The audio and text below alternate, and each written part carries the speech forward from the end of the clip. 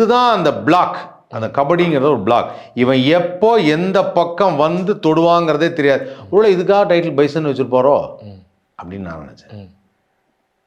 2 காரணம் இருக்குது. இப்போ காரணத்தை நீங்கள் சொல்லுங்கள். 2 காரணம் இருக்குது. ஒன்று, இந்த படம் வந்து எல்லா மொழிகள்லையும் நம்ம டப்பிங் பண்ணி படம் இப்போ தெலுங்கில் ரிலீஸ் ஆகிருக்கு, மலையாளத்தில் இருக்குது.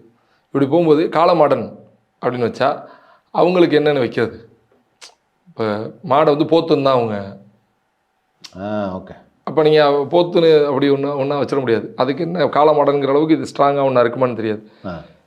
இப்போ எல்லா இடத்துலையும் ரிலீஸ் பண்ணும்போது ப்ரொடக்ஷன் சைடு வந்து இது ஒரு யூனிவர்சல் டைட்டில் ஒன்று கிடச்சா பரவாயில்லைன்னு ஒரு காரணம் பைசன் ஒன்று. இன்னொன்று, இந்த கபடி பிளேயர் கணேசன் இருக்கார்ல, ரியல் மனத்தி கணேசன் இருக்கார்ல, அவர் விளையாட ஒரு பைசன் வந்து கூப்பிடுவாங்க. அவர் வந்து இல்லை, நார்த் இந்தியா சைடெல்லாம் வந்து பைசன்னா இப்படி பார்த்துட்டு இப்படி குட்டி தூக்குனாருன்னா ஒரு 6 அடி தள்ளி போய் விடுவானுங்க.